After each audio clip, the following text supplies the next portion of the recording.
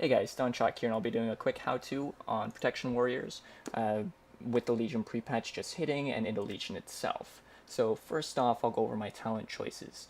First, I have Shockwave, which is a handy AoE tool. It's a frontal cone with a 4-second stun on a 40-second cooldown, which is, however, reduced to 20 seconds if you hit at least 3 targets with it. It's especially useful when things can get a bit too hectic, you pull off a bit more than you can chew, so you pop it, you get the mob stunned, it gives you a chance to pop a defensive, let your healer top you up. It is even potentially a quick interrupt on some mobs if, for example, your DPS can't catch it or you yourself can't catch it. Secondly, I have Inspiring Presence. It's a buff that expands to allies within 60 yards that'll heal them for 3% of the damage they deal. For leveling situation or soloing, Impending Victory can be handy. It's a 15% heal of your maximum HP on a 30-second cooldown. In a raid situation, however, I find that Inspiring Presence is a bit more useful, takes a bit of the weight off your healers and keeping DPS who may like to bathe in fire a bit too much. Next, we have Ultimatum, which causes your Shield Slam critical strikes to cause your next Focus Rage to be free, and we'll touch on that more in a second. In the next tier, I take Crackling Thunder, purely because of AoE tanking situations where a caster mob may not want to position itself into where I'd specifically like them, and rather than continuously going over and interrupting them and dragging them around, I can just keep them at bay, Thunderclap, they can stay where they are casting, and I'm good. Alternatively, however, both Warlord's Challenge and Bounding Strike can come in handy in different situations. With the removal of Vigilance, Warlord's Challenge removes the cooldown of Taunt, basically fills that vigilance gap in the event that, for example, your hunter pal, his barrage goes off, it doesn't quite go as you planned, a bunch of mobs are coming towards you, you can pop Berserking Rage, Taunt's not on cooldown, pick everything up, you're good to go. And then we have Bounding Stride, which is handy for the tanks that prefer to go as fast as they can from pole to pole to pole. It reduces the cooldown on Heroic Leap by 15 seconds, and provides a movement speed buff upon landing. Couple that with the Leaping Giant's artifact trait, it can trim your Heroic Leap down to a 24-second cooldown, which is handy. Next, I have Indomitable, which provides a flat 25% increase to my maximum HP, as well as increasing the maximum effect of my Ignore Pain by 25%. Now, Never Surrender may seem like a worthy talent choice in this tier, however, your HP really shouldn't be dropping low enough where that provides any type of beneficial result. Next, we have Vengeance. Vengeance is a key talent for Protection Warriors. It causes Focus Rage to reduce the cost of your next Ignore Pain by 50%, meaning to get a full strength Ignore Pain that would normally cost 60 Rage, you only have to spend 30 Rage, as well as it also, following that Ignore Pain, reduces the cost of your next Focus Rage by half, dropping it from 30 to 15. And then finally, on the final tier, I take Heavy Repercussions, which causes Shield Slam to both deal 30% additional damage when Shield Block is active, as well as it extends the duration of Shield Block by 1.5 seconds each time Shield Slam hits.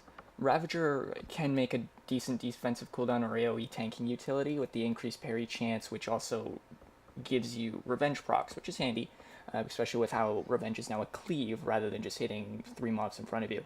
But in most situations, I've found Heavy Repercussions to be far more useful. So next I'll go over what I do when I'm going into an encounter, right off the pole. The first thing I always start with is I pop Battle Cry. Following that, I intercept to the target and Shield Slam. What this allows me to do is I get a guaranteed critical strike on Shield Slam, which allows me to get a free Focus Rage, which allows my next Ignore Pain to be cast at 50% of the cost, which will give us a full or almost full Ignore Pain right as we're pulling the encounter. Following that, you want to be hitting Shield Slam and Revenge on cooldown. If both those are on cooldown, then you want to be hitting Devastate to ensure that you get as many Shield Slams as possible. What that'll allow us to do is get both procs from Ultimatum, causing our Focus Rages to be free, generate more Rage for us, as well as extend the duration of Shield Block should it be up. It's quite the tool. Protection Warriors are looking very strong. The thing I want to go over next is Focus Rage specifically. I've seen a lot of people refer to it as simply a rage dump, but that's not the case. It's actually an incredibly potent defensive tool for the Protection Warrior.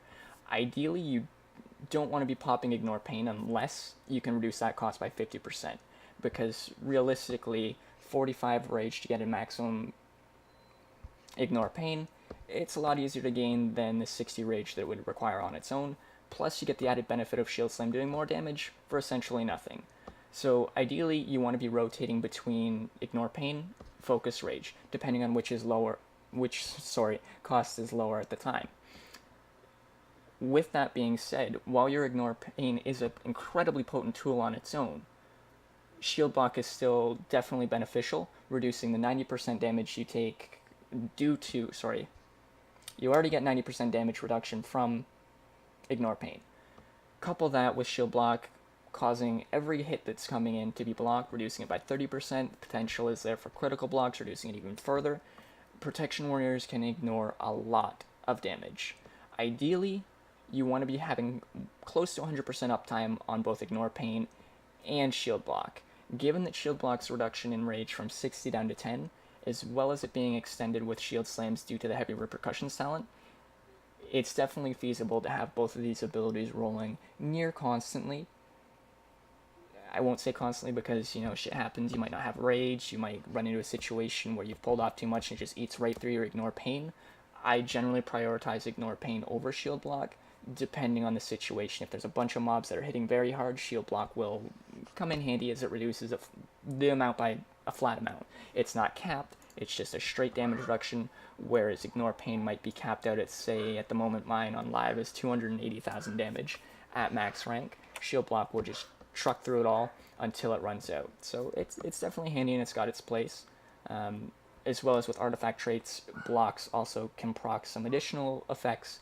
For example, there's an artifact trait where our shield blocks, critical blocks, will cause a Scale of the Earth Warder to erupt, increasing your armor by 30% and dealing 250% of your attack power to all enemies in front of you, which is incredible. As well as Dragon Scales, which when you block an attack, increases the total damage ignored by your next Ignore Pain by 60%.